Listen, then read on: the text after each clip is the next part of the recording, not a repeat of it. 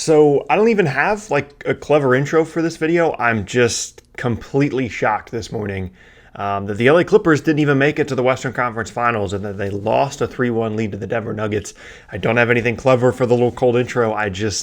I honestly still can't believe it. Welcome back, everybody. My name is Tucker, and in today's video, we're doing a what's next for the LA Clippers, which is not something that I thought I would be saying, even, during Game 5, during Game 6, even during Game 7. I never once thought that it was possible that the Clippers would actually collapse like this and that the Nuggets would advance. And that had more to do with who the Clippers were than who the Nuggets were. I knew that the Nuggets were a good team. They'd come back from 3-1 against the Utah Jazz, but I just felt so strongly about how good and how talented this Clippers team was that I never even considered the possibility of them not making the Western Conference Finals to play the LA Lakers until it actually happened. I simply thought they were better than the Nuggets. They had Kawhi Leonard. I never even considered this possibility. But here we are now. We're going to talk about what is next for the LA Clippers after a shocking playoff exit. But really quickly before we get started, if you enjoy content like this, then consider subscribing. I upload basically every single day, and leaving a like rating is a great way to let me know that you're enjoying the content, and it helps out the video a ton as well. With that said, let's go and get started. Okay, so as we go into this offseason for the Clippers, this collapse is the only way I can phrase it, sets up a really interesting scenario and makes things way more dramatic than I thought they would be. Because going into this season, expectations were sky high for the Clippers. They were my personal pick to win the championship, and it was always going to be like a 2-year run here at minimum. They had invested so much from an asset standpoint to bring in Paul George, to sign Kawhi Leonard, and it was always going to be like a super high expectation for this team, despite what Paul George said after the game about it not being championship or bust. It was championship or bust for these next 2 seasons for the Clippers. And I think the first thing that I should talk about here is the coaching staff and Doc Rivers' future as the Clippers head coach.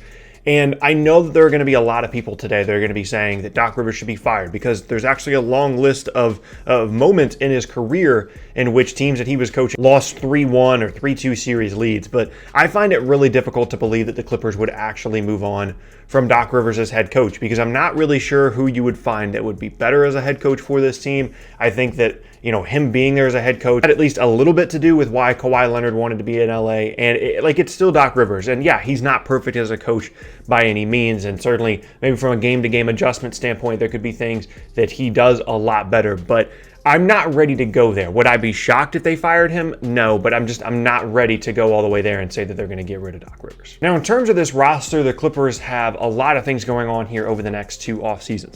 This offseason, Marcus Morris and Montrezl Harrell are both free agents, and then next offseason, Lou Williams is going to be a free agent, and Kawhi Leonard and Paul George both have the opportunity to opt out of their contracts as well. And for Morris, I'm really not all that interested in his free agency situation. They can bring him back or they can't. Really doesn't matter to me. The guy that I really want to talk about is Montrezl Harrell. He just won the 6th Man of the Year award not very long ago at all, a handful of days ago.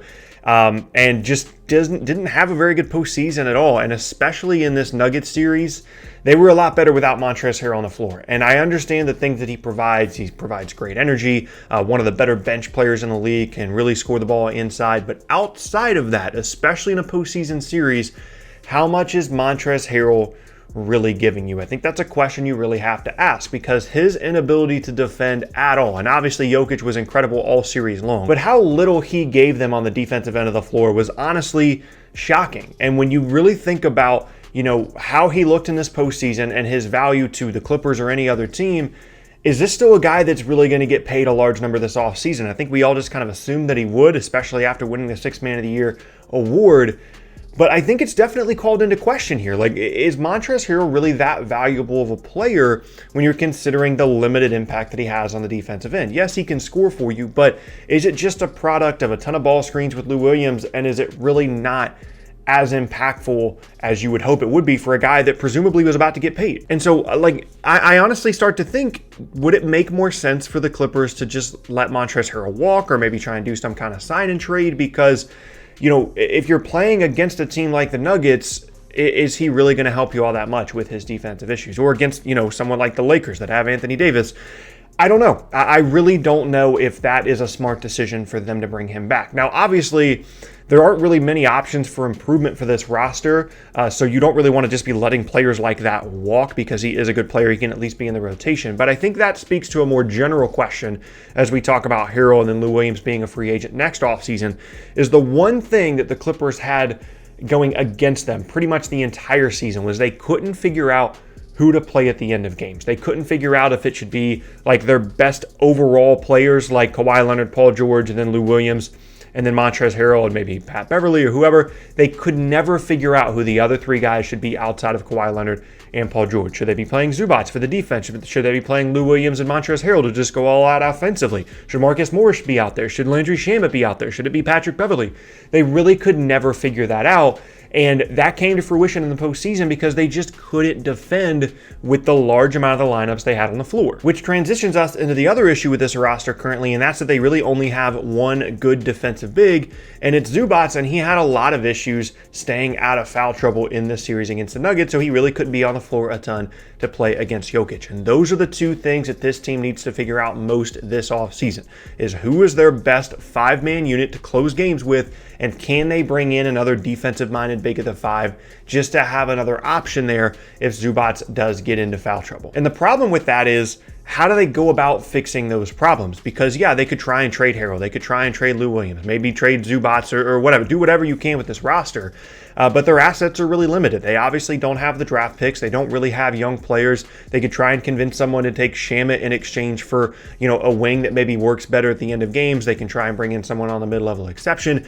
But it's going to be difficult to improve this roster. But I do think that they're going to do everything they can. Absolutely everything. Throw the kitchen sink at this roster to try and make a championship run next year. If they don't make the finals next year, I'm not necessarily saying that it's likely that Kawhi and PG leave, but they might start thinking, man, this Clippers curse is a real thing. We got to get out of here. Like this just isn't the place to be. And that would be absolute worst case scenario for the Clippers, to give up everything that they did specifically to bring in PG, but that also brought in Kawhi. And then 2 years later, both those guys be gone. Would be disastrous for them. So I think there's two different options here. There's two different scenarios for the Clippers. Either they figure out their roster construction issues and they make the finals next year, or they just bring everybody back in another year of being together. The chemistry is a little bit more together. They figure out their end of game lineup. They bring in a couple of veterans in the offseason and they make the finals next year and everything's fine and they're a true contender. Or next year goes completely south. They lose Kawhi Leonard and Paul George. They get rid of Doc Rivers, and they're the worst franchise in the league for the next decade minimum because they're just giving away draft picks year after year after year. That's the scenario. Those are literally the only two options here for the Clippers. Either they're good and everything's fine, or they're not good and everything completely goes by the wayside, and it's one of the biggest failures in NBA franchise history. They already have one of the biggest playoff failures in league history, but then they could become, one of the worst franchises in league history as well over a 10-year span. And so right now, if you're asking me, what do you do with the Clippers? I really don't know. It's just so difficult because the perception of this team, for me at least, flipped so quickly in a 6-day span that I don't know what to do with them. I don't know if the way that I'm feeling about them and their roster right now and, how they don't have a closing lineup and they don't have a defensive big, I don't know if all those things are just an overreaction to the moment because of how awful they looked in 3 straight games, to be up double digits in 3 consecutive games, up 3-1, and to lose all those leads and ultimately lose the series. I don't know if how I'm feeling is an overreaction or if we just saw the real Clippers and they really need to make some real changes. I honestly, for the first time in the history of this channel, I don't think I have a recommendation on what to do with this roster. I know what the problems are, but I don't know what the solutions are. And that's such a difficult situation to be in, especially with a team that has so much on the line next season, with Kawhi and PG being 2021 free agents, very likely at least. So, you can, I guess, look around and see what the value would be for someone like Lou Williams, someone like Montrezl Harrell, Landry Shamet via a trade, figure out a 5-man unit that works, bring in someone on a mid-level exception type deal that can be a good defensive big, and then go from there. That would be my only recommendation, but I'm honestly stumped, other than just running it back and hoping for the best, which when you have so much on the line next year is really not a great option either. So I can't believe it. Like, I'm honestly in disbelief how much things have changed for the Clippers in a 6-day span. They were about to, advance to the conference finals with a 5-game series win against a good Denver Nuggets team. And now they're completely out of the postseason. And I honestly don't know what to do with this team. And I know that's not super helpful, but that's just how I'm feeling right now about the Clippers. But yeah, that's going to be the end of today's video, and I thank you all very much for watching. Once again, my name is Tucker. If you missed any of my previous videos, then be sure to check out the boxes on screen. Thanks again, and I'll see you all next time.